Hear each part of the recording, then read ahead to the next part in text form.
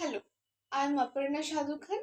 Currently, I am pursuing BTech from IISc Shibpur, Howrah, Indian Institute of Engineering Science and Technology. So, today's topic is amines. So, what is amines? We all know about ammonia, right? Ammonia has three base pair and one lone pair. Three base pair and one lone pair. And if we substitute one hydrogen atom by one alkyl group, then it will become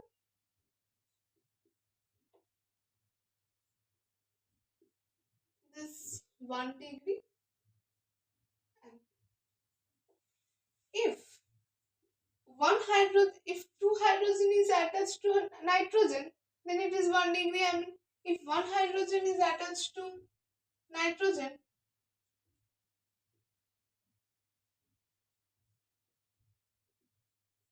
then it is 2 degree. If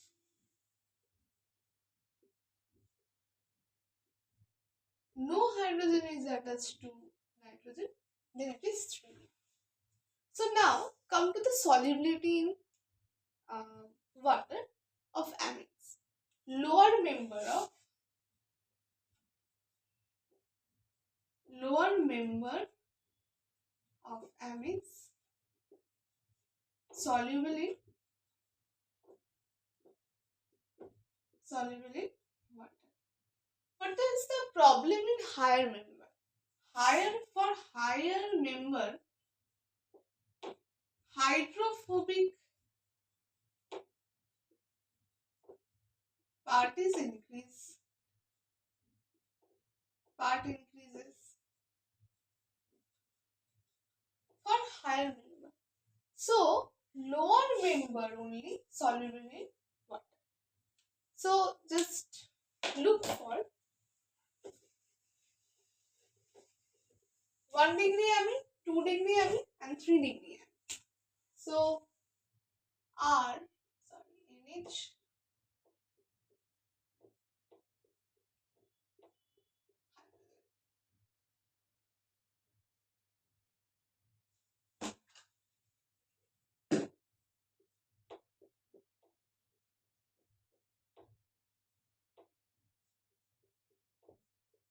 this is hydrogen bonding.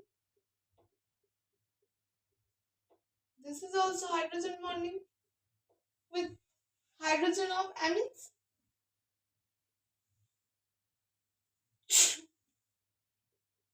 This is also hydrogen bonding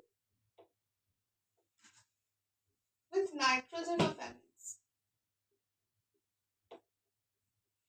Okay, this is 1 degree amine. This solubility is greater than 2 degree. Why? When we write the structure, you can easily understand this.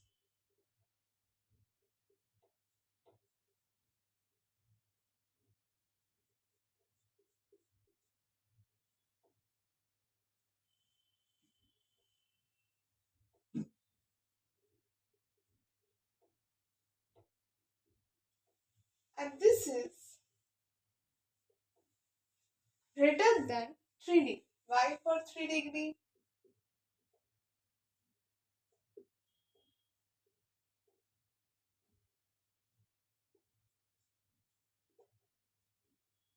For that extent of hydrogen is the matter of concern here. इसमें क्या होता है? इसमें hydrogen bond due to nitrogen and two hydrogens. Here one nitrogen and one hydrogen, and here one nitrogen only. So we can see from this diagram easily the extent of hydrogen bonding. So from this we can easily understand कि इसमें 1 degree सबसे ज्यादा soluble, उसके बाद 2 degree, उसके बाद 3 degree. ठीक है. सो यहाँ पर एक क्वेश्चन आता है कि why the boiling point of 1 degree amine is greater than 2 degree and 3 degree. Why boiling point of 1 degree amine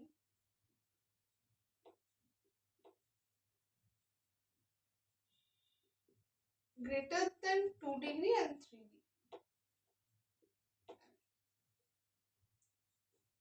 It is the reason. Now, next question is uh, from this we can conclude the question solubility and the boiling point also because of the extent of hydrogen bonding. Now, here we can ask a question why alcohol is more soluble in water than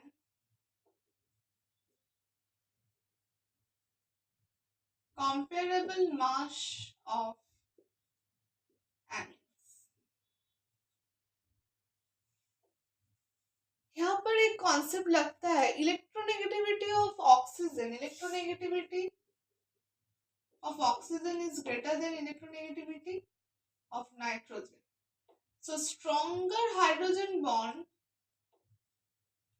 stronger hydrogen bond in alcohol. Stronger hydrogen bond in alcohol.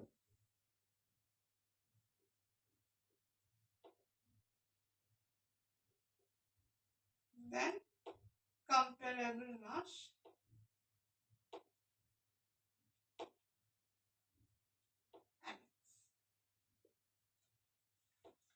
This was the question.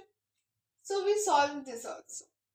This is all about extent of hydrogen and the more strengthened hydrogen bond.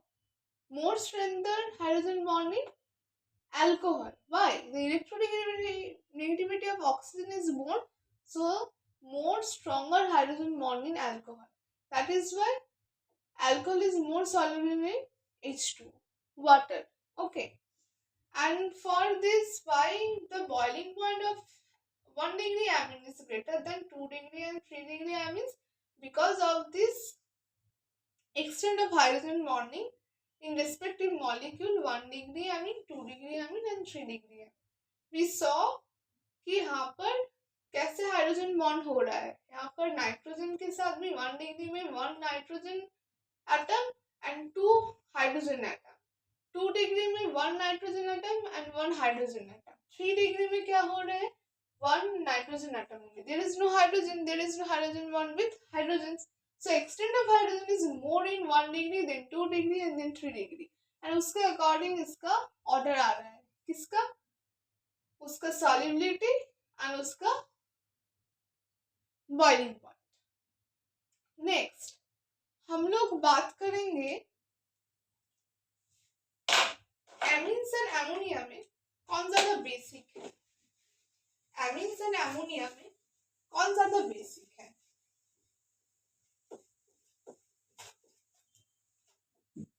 Which one is more basic? RNH2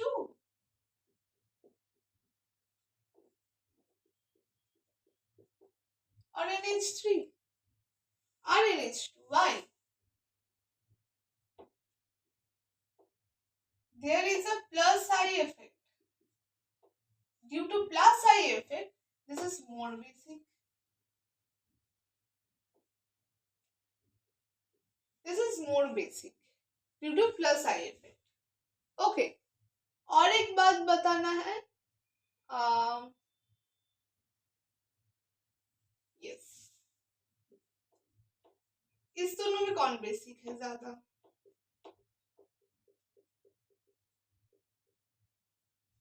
इसमें भी lone pair है और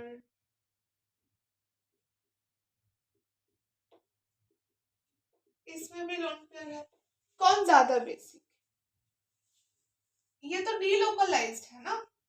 resonance में part लेगा. ये delocalised lone pair है. Delocalised lone pair, और ये लोकलाइज्ड, ये ज्यादा बेसिक है, ठीक है। और इससे ज्यादा बेसिक है RnH2, वो हम अच्छे से समझ ही पा रहे हैं, है ना। इसमें प्लस आई इफेक्ट है, इसमें लोन पेयर तो है, ये भी बेसिक है, पर ये प्लस आई इफेक्ट की वजह से, electron donating group, alkyl group की वजह से ये मोर बेसिक है। इसमें ये ज्यादा बेसिक है, क्यों? ये रेजोनेंस में पार्ट ले रहा है, डीलोकलाइज रेजोनेंस में पार्ट ले रहा है, इसके वजह से, ठीक है। अब आता है कि 1 degree, 2 degree and 3 degree, 1 degree, 2 degree and 3 degree एमिन्स में कौन ज्यादा बेसिक है, कौन थोड़ा सा कम है, कौन थोड़ा सा ज्यादा है, इसके बारे में, इसका ऑर्डर के बारे में हम डिस्कस करने वाले हैं। जो गैशियस मीडियम में जो हम लोग बेसिक कैरेक्टर का जो ऑर्डर है, वो तो हम इजीली जीओसी के कॉन्सेप्ट से बहुत इजीली कर सकते हैं,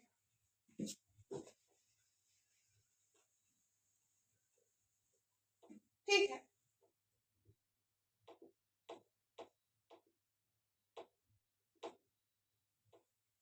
ठीक है,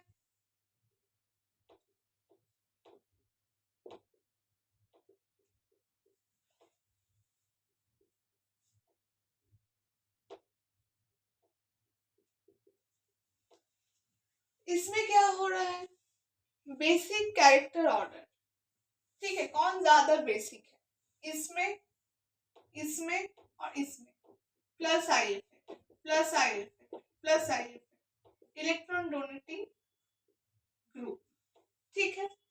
इसमें प्लस आई इफेक्ट, इसमें प्लस आई इफेक्ट, और इसमें प्लस आई इफेक्ट। इधर लोन पेयर तो है ही सही, है ना। कौन ज्यादा बेसिक होगा, इन gaseous medium, in gaseous medium it is the order, okay. In gaseous medium we consider what, inductive effect we are considering. But in aqueous medium you have to learn the order is not as per the GOC technique, or in the only inductive effect or kind of thing you can't assume. You have to know, you have to remember, you have to learn for aqueous medium. In aqueous medium,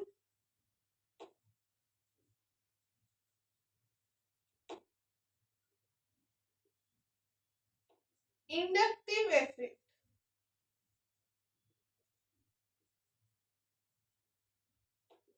solvation effect,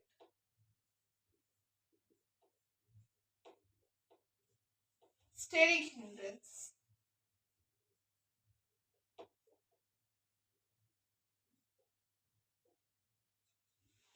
these all three you have to consider. And then for R, if R is ethyl, then 2 degree, then 3 degree, then 1 degree. If R is methyl, then 2 degree, then 1 degree, and 3 degree. This is the order. Okay. Now, due to inductive effect and then solvation effect मतलब hydrogen bonding, hydrogen bonding की वजह से जो solvation effect आता है उसको consider किया जाता है, and steric hindrance due to alkyl group, उसके वजह से भी उसके इफेक्ट देखा जाता है। इसका जो मिला जुला के इफेक्ट के ऊपर डिपेंड करके हम लोग ये ऑर्डर हम लोगों को मिलता है। अगर इथाइल होता है और मिथाइल होता है, दोनों का अलग होता है, इसको you have to remember, learn करना पड़ेगा इसको आपको, लर्न, ओके। ये तो गया एमिन्स के बारे में थोड़ा बहुत छोटा छोटा जो बातें हैं उसके बारे में। अब हम लोग आ जाते हैं प्रिपरेशन में। प्रिपरेशन में जो बहुत ज्यादा इम्पोर्टेंट है उसमें पहले आते हैं एक नेम रिएक्शन है गैब्रियल थैलीमाइड रिएक्शन। क्या है Gabriel phthalimide reaction?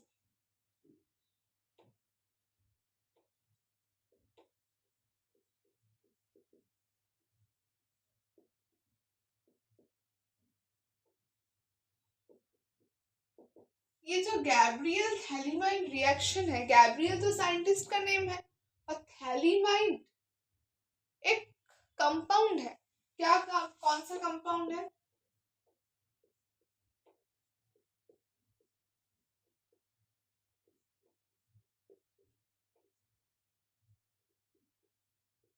This is the phthalimide.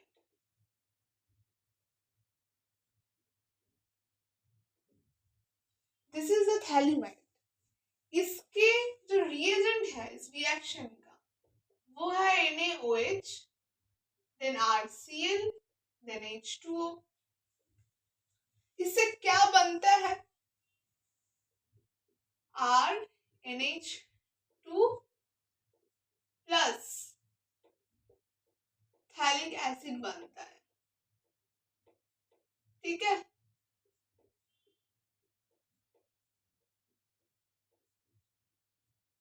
Phthalic acid बनता है। अब ये बनता कैसे है इसको हम स्टेप बाय स्टेप देखेंगे कि बनता कैसे। पहले NaOH, अगर हम इस पे NaOH देते हैं तो क्या होता है? हाइड्रोजन एक्सट्रैक्ट होता है। एक हाइड्रोजन एक्सट्रैक्ट होने के बाद RCl देने पे पहले एक hydrogen H plus hydrogen ion extract होने के बाद Na प्लस यहाँ जाके जुड़ जाता है Na के पास में। उसके बाद RCl देने के बाद NaCl निकल जाता है, R जाके जुड़ जाता है। उसके बाद हाइड्रोलिसिस के बाद ये दोनों प्रोडक्ट बनता है। ठीक है, ये एसिड और ये एमीन। ठीक है,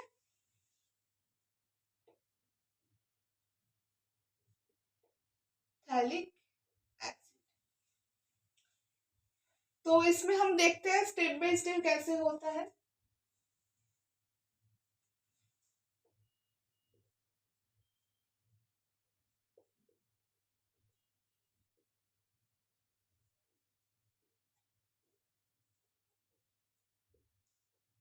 इसमें पहले हम NaOH देते हैं। इससे क्या होता है? एक H प्लस एक्सट्रैक्ट होता है। H प्लस एक एक्सट्रैक्ट होने के बाद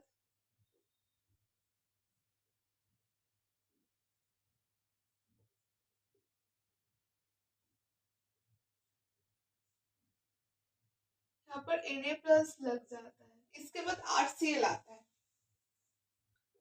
अगर RCl देते हो तो ये जो NaCl ये निकल जाता है। ठीक है, NaCl निकलने के बाद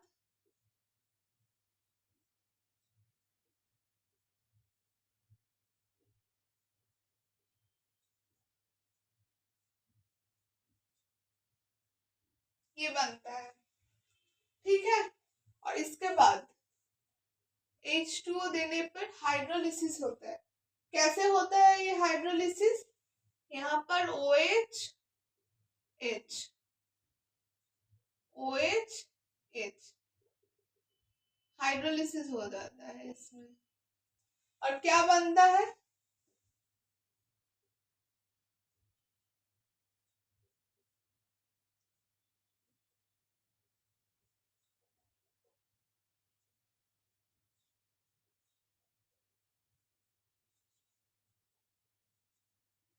RNH2। ठीक है, कैसे बनता है ये भी हमने देखा। एक बार रिपीट कर देते। गैब्रियल थैलीमाइड रिएक्शन, इसमें थैलीमाइड इस प्रोडक्ट का नाम है, सॉरी कंपाउंड का नाम है थैलीमाइड और गैब्रियल साइंटिस्ट का नेम है। इसके बाद यहाँ पर पहले NaOH देंगे, फिर RCl देंगे, फिर H2O देंगे। NaOH के वजह से क्या होता है? एक हाइड्रोजन H प्लस प्रोटॉन ये एक्सट्रैक्ट हो जाता है। उसके बाद Na प्लस यहाँ पर जुड़ जाता है। इसके बाद क्या होता है? NaCl देने के बाद NaCl ये एलिमिनेट, ये निकल जाता है और ये R यहाँ पर जुड़ जाता है। इसके बाद हाइड्रोलिसिस करने से ये थैलिक एसिड एंड RnH2 बनता है। ये हो गया एमिन्स का एक प्रिपरेशन। और एक प्रिपरेशन हम देखेंगे फ्रॉम एमाइड।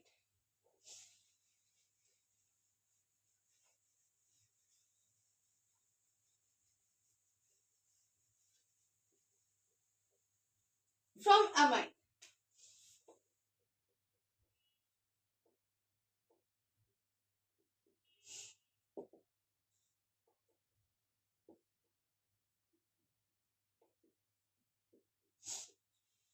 इसमें क्या करेंगे कि इसमें एमिन्स बन जाए।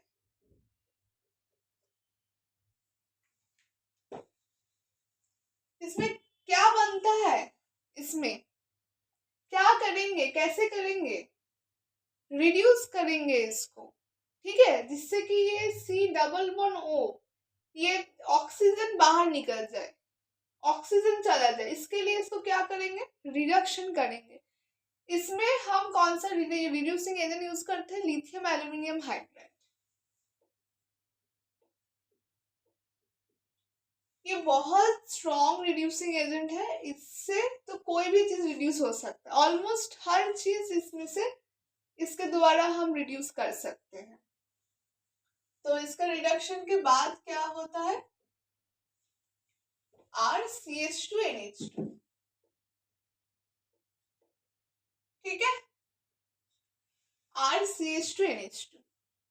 और इसके बाद और एक हम कर सकते हैं from nitro compound.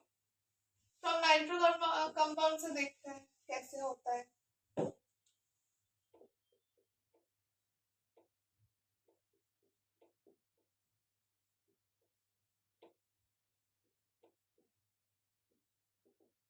From nitro compound हम लोग एक काम करते हैं, नाइट्रोबेंजीन लेते हैं, ठीक है।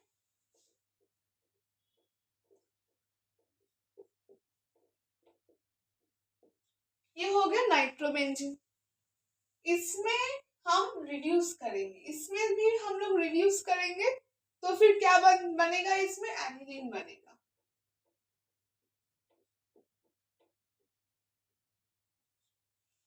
इसमें रिडक्शन किस चीज से करेंगे, हाइड्रोजन और पैलेडियम, हाइड्रोजन एंड पैलेडियम और सोडियम एमलगम इथेनॉल,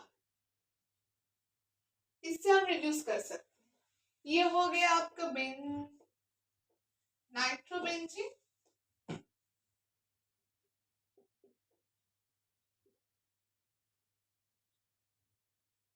ये हो गया आपका नाइट्रोबेंजीन और ये हो गया आपका एनिलीन।